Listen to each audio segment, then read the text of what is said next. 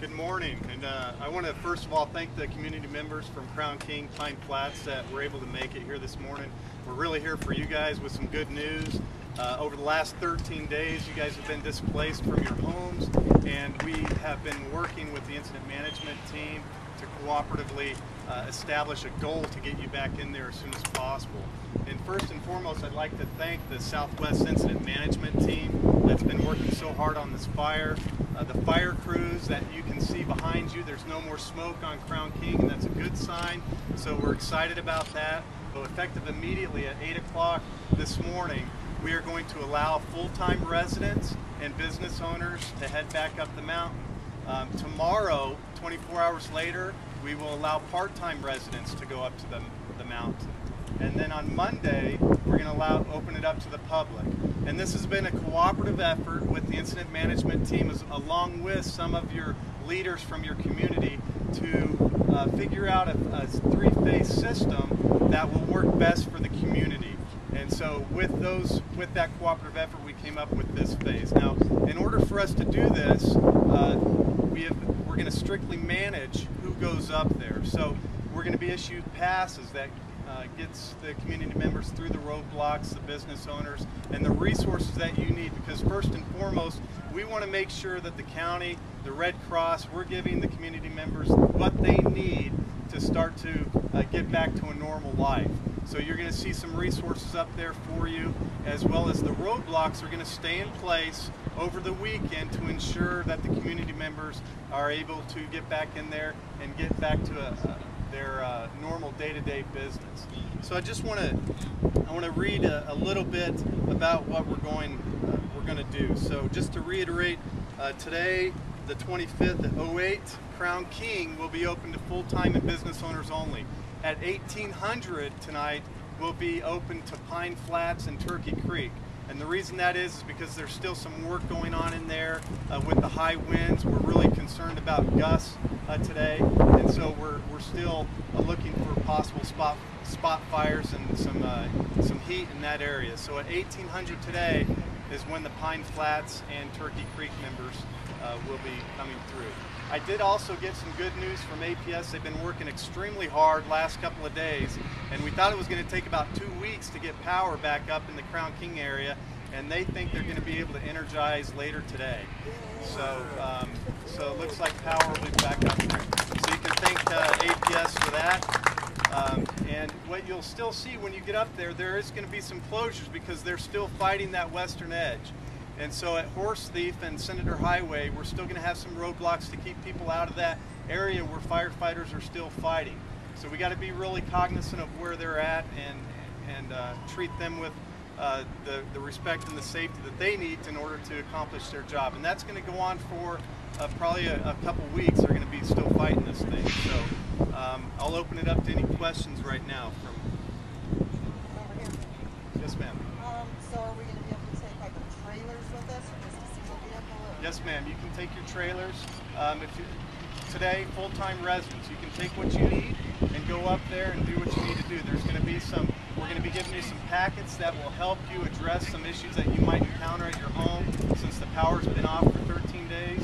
And so we're there to help you. There's some solid waste and some Red Cross folks up there that will help you as well. But you take what you need, and as soon as you get that pass, you're good to go. Where do we get that pass? We're going to issue some here today, right after the press conference, to those that have proof of residency, or we'll ensure that. And then also for those that aren't here today, right now, we're going to be doing that at the mayor's substation all day long, and 24 hours a day over the weekend we're going to be doing that. So anytime you need to show up there, you can pass it along to the community. They just show up there, we'll look at the proof of residency, ensure that they belong up there, and we'll be giving those passes out. So there's still a lot of work to do, but we believe it's safe for you to get back into where you live. Any other questions? Yes, sir. Not a question, but I'd like to thank the incident crew, the firefighters, Hey, Joe! Support our kids! Well, and I'm sure they appreciate that, but it is the firefighters that have been up there for 13 days, working 12-hour shifts, and all they've been been doing is working and sleeping, and then get back up, and then they do it all again. So the only reason there's not smoke up there on that mountain is because of how hard they've worked. And they've come from all over. I've seen crews from all over the nation. I've seen them from California, Texas. I saw one guy from New York. I don't know if he was actually from New York, but he was wearing gear from New York. So they come from all over the place. But also you have one of the best incident management teams that I've worked with. I worked with them on the Wall of Fire, and the Southwest Incident Management team made this happen. So we owe them our gratitude as well.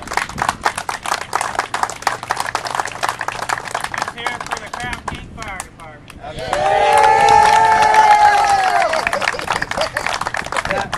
I want to second that, because the re-entry phases that we are going to enact really came from Steve Lombardo, the Crown King Fire Chief, and so we wanted to include them in our re-entry phase to make sure that we were doing what was best for the community and for you, the citizens that were going back up there to reestablish their lives. So I agree with you.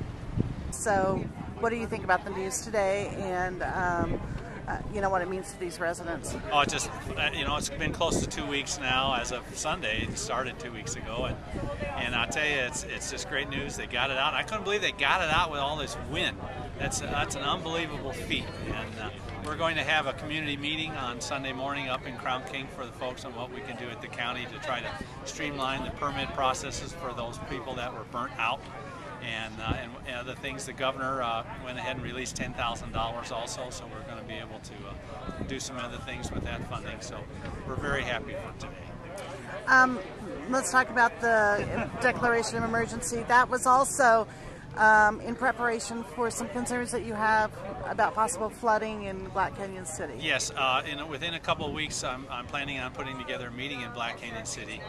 The meeting on Sunday in Crown King, we're going to talk about the flooding situation a little bit, but it's going to be mainly in a couple of weeks down in Black Canyon. You know, remember a couple of years back we had that trailer park and some other areas that were flooded badly, and so now with this fire, as we saw in the Schultz fire last year up in Flagstaff, this is just going to wipe out parts of Black Canyon City if we don't prepare. And so the monsoons typically come in July, and so we need 30-day warning to get in with the feds on flood insurance, so folks can get flood insurance down in Black Canyon City and parts of Crown King. It has to happen. It takes 30 days waiting period, so we need to do that now before the monsoons arrive. Have you been into Crown King at all since the fire started? No, they haven't let anybody, unless you're a firefighter with a red card, go in there. Okay, and so you're going to be in there Sunday for the first time since the fire started. Yes, they're letting some of the folks, as you heard earlier, they're letting some of the folks go in that are permanent residents in today here on Friday.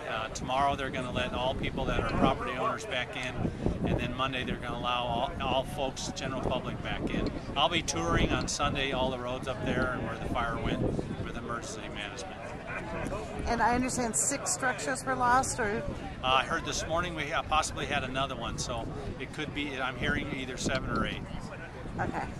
And the county is going to be there to try to help them do everything they can. Absolutely. To rebuild. Absolutely. We're going to do what we can. We got roll-offs for trash, you know, for the food that went bad and things that were burned. They can throw those in those roll-offs. We're going to keep those going back and forth back to the landfill for free for the folks because it's so far to go.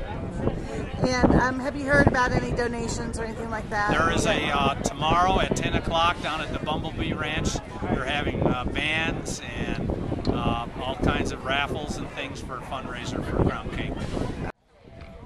So, could you please introduce yourself first of all to get things going here? My name's Steve Lombardo. And you're the fire chief for the volunteer fire department. That's correct. That's correct. And what have you been doing the last 2 weeks?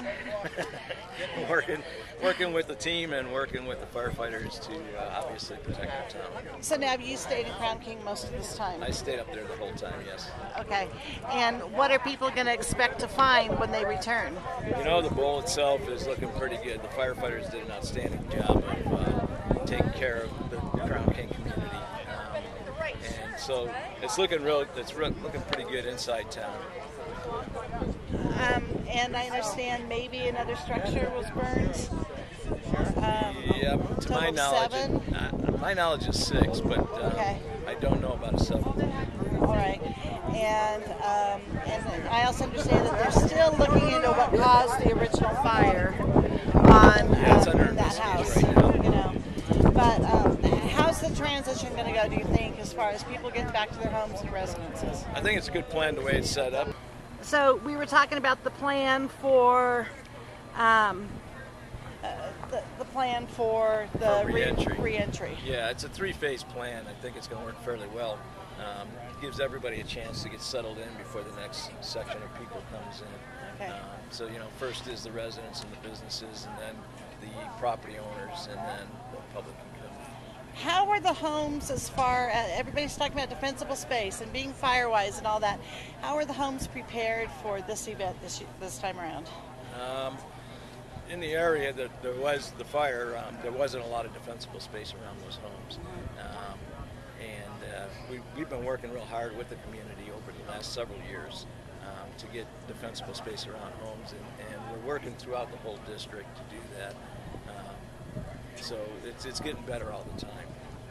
Do you think that this is going to be a wake-up call to some of those residents and encourage them to really get this taken care of? Oh, absolutely. It's gonna show that, you know, what defensible space really can do for you.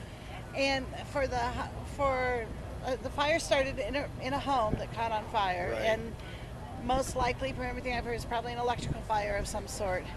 If defensible space had been properly put into place in that area, around that home, could that have helped protect or prevent this fire?